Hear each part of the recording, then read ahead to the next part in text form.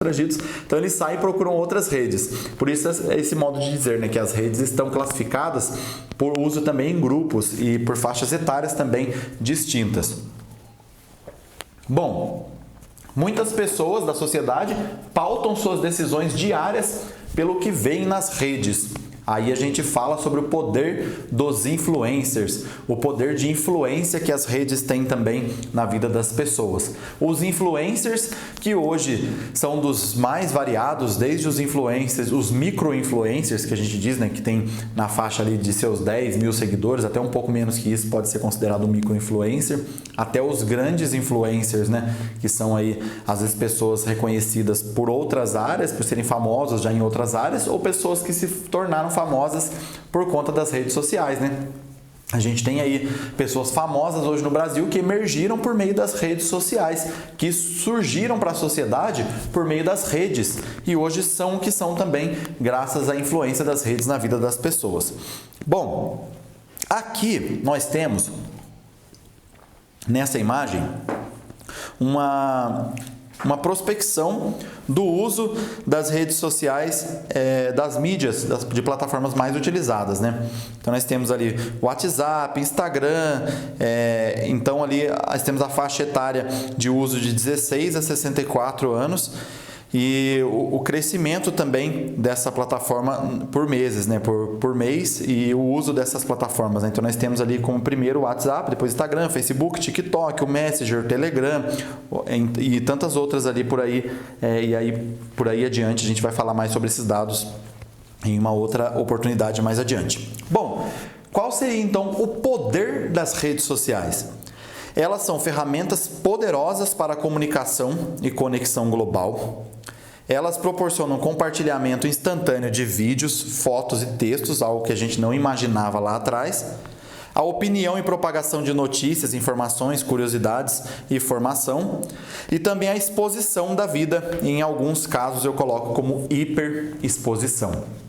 Mais adiante eu vou dar uma aula sobre os perigos e cuidados que a gente tem que ter também no ambiente digital. O nome dessa aula é Segurança no Ambiente Digital e está num tópico mais adiante que a gente vai ver também.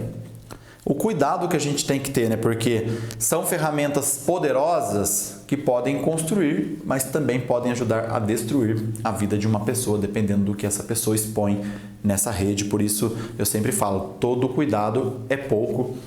E eu brinco com a seguinte frase, nunca coloque na rede social o que você não colocaria em um outdoor na rua. Ali é muito pior que um outdoor na rua, porque o outdoor, quem vai ver são aquelas pessoas que passarem por ele.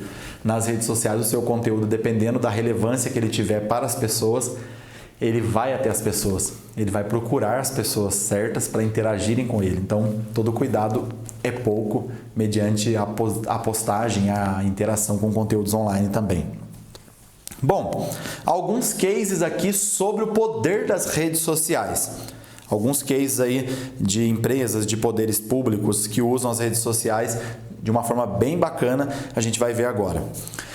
Tem a Primavera Árabe, as redes sociais, em particular o Twitter e o Facebook, tiveram um papel fundamental na organização e disseminação das informações durante os levantes da Primavera Árabe em 2010 e 2012.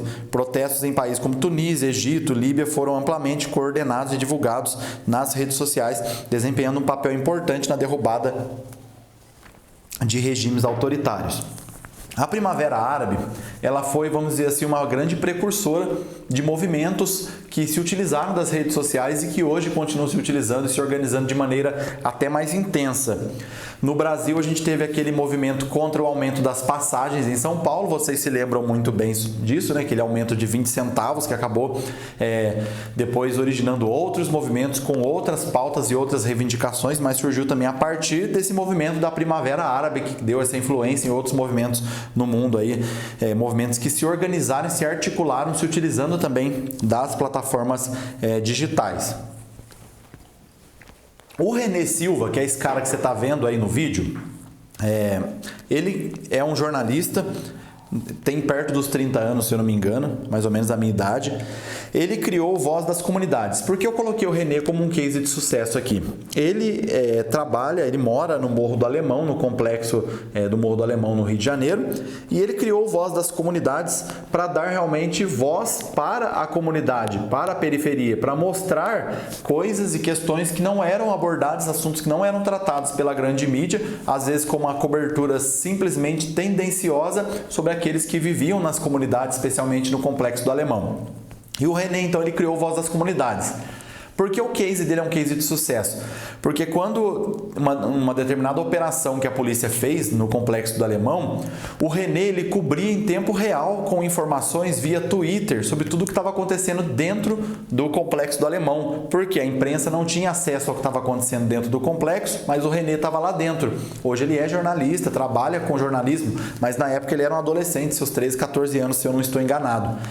E o René cobria em tempo real tudo o que estava acontecendo nessa operação policial de dentro do complexo do Alemão, postando nas redes sociais também com uma cobertura ali por meio do Twitter. Por isso que é um case de sucesso também. O movimento Me Too, ele começou no Twitter em 2017, quando as pessoas começaram a compartilhar suas histórias de assédio sexual e abuso. Rapidamente o movimento se espalhou para outras plataformas de mídia social e se tornou um fenômeno global, dando voz às vítimas e forçando uma conversa crucial sobre assédio sexual e igualdade de gênero. Se você procurar nas redes sociais essa hashtag, você vai entender todo esse movimento que foi feito, que ainda tem as suas influências até hoje, por meio do uso dessa hashtag.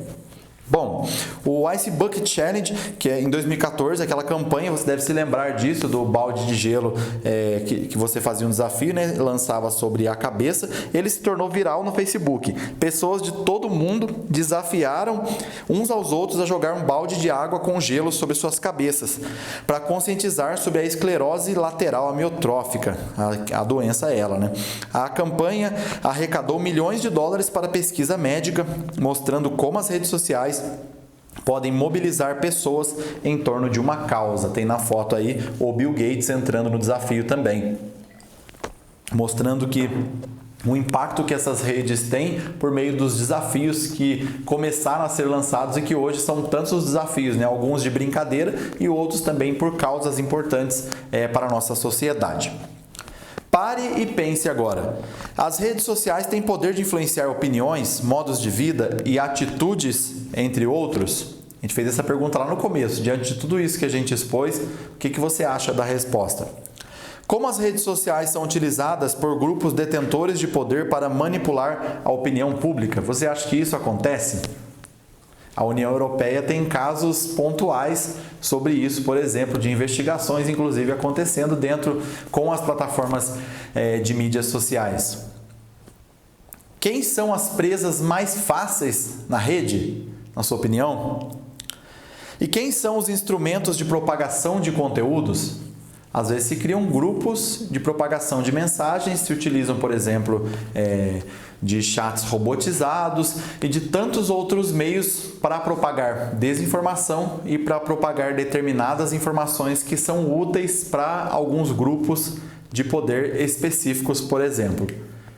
Pare e pense sobre essas perguntas e quais são os pontos que elas tocam diretamente na nossa vida. Pensando sobre poder em foco, o fenômeno da viralização de conteúdo e como as redes sociais podem amplificar mensagens e tendências. Pensando um pouco sobre isso que eu falei anteriormente. Como que você se utiliza das plataformas, aí falando como comunicação de poder público, você como servidor público, por exemplo, um poder que você tem de influência sobre a vida das pessoas. Hoje, cada pessoa, mesmo sem perceber, às vezes é um micro-influencer.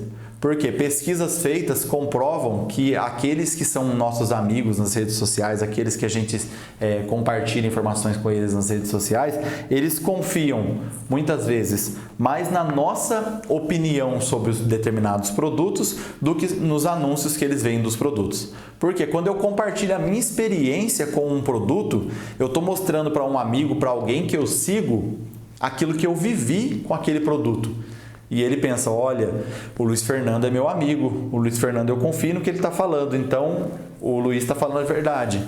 A influência que eu exerço sobre o outro é muito grande. E todos nós, assim podemos dizer, somos micro-influencers na vida dos outros também.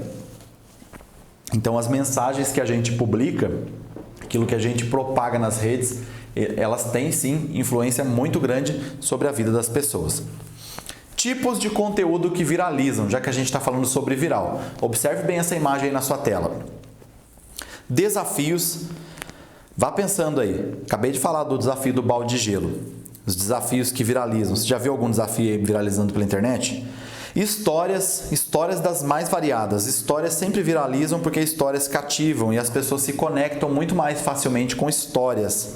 Já falei sobre isso em um outro curso que eu dei, sobre comunicação. As pessoas interagem muito por meio do storytelling, que conecta as pessoas também.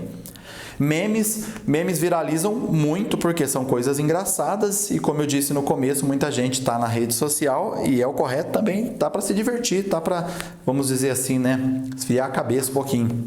As tendências, elas viralizam muito fácil também nas redes sociais, porque tendência é tendência e as pessoas veem famosos, influencers usando determinado produto, elas querem usar também. Tutoriais viralizam muito porque tutoriais são jeitos simples de explicar determinadas situações.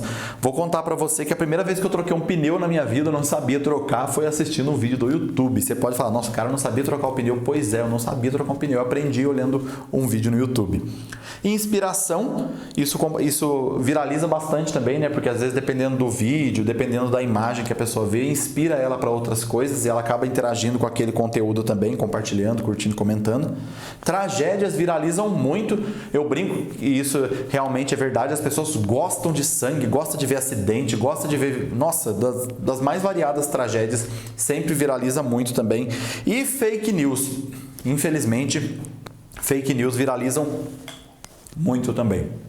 Porque as pessoas às vezes acreditam no tom alarmante que essas fake news trazem, essas notícias, essas pseudo-notícias, as falsas notícias, e as pessoas acreditam muito facilmente, muitas vezes, no que vem na internet, recebem nessa bolha online. Então, podemos dizer aí que esses 8 tipos de conteúdo, eles têm tendência a viralizar muito mais facilmente.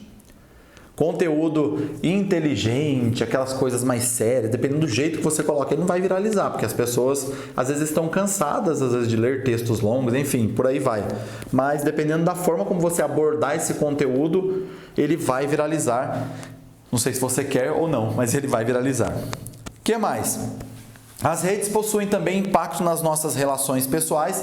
Vamos pensar juntos, como as redes sociais afetam as relações pessoais, desde amizades até os relacionamentos familiares. Pensa aí, como que essas redes afetam o seu relacionamento com seus amigos, com a sua família? Você já ouviu falar em cyberbullying?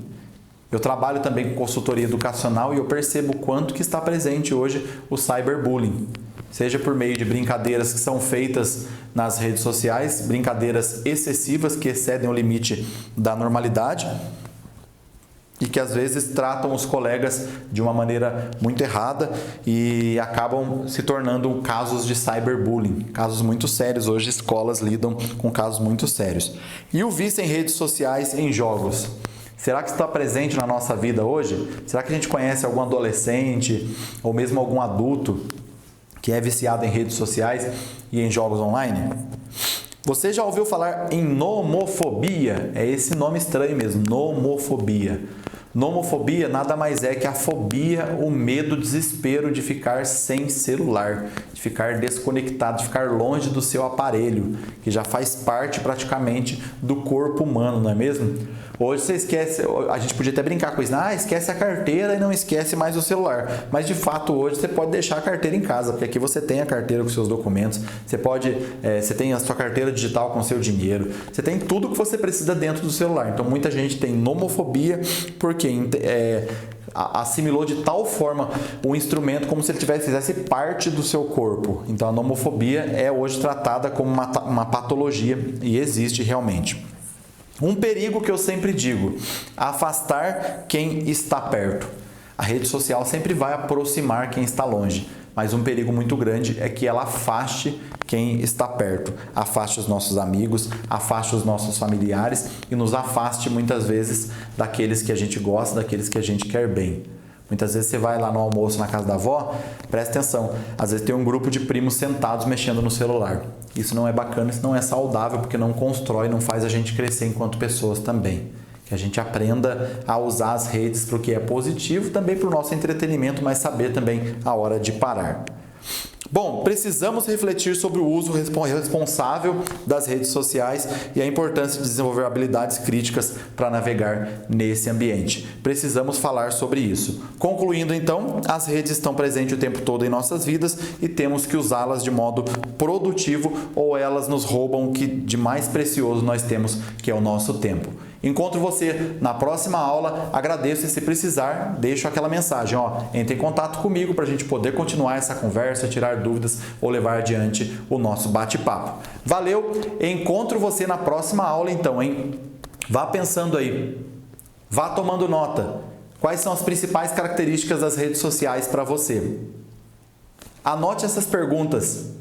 Anote, porque mais adiante você vai olhar para trás e vai falar: nossa, aquilo que o Luiz Fernando falou lá atrás faz muito sentido. Eu encontro você então na próxima aula para a gente continuar discutindo sobre o papel das redes sociais e a sua influência nas nossas vidas, seja uma influência positiva ou uma influência negativa. Como eu sempre digo, vale lembrar, redes são ferramentas, instrumentos que a gente usa da forma que a gente bem entender. A gente pode usar bem ou usar mal, aí vai de cada um. Bom, muito obrigado, você já sabe o meu e-mail, meu contato. A gente se encontra no próximo bate-papo então. Alguma dúvida, alguma sugestão, alguma crítica, mande lá para mim para a gente poder estender a nossa sala de aula online. Obrigado, valeu, até a próxima aula.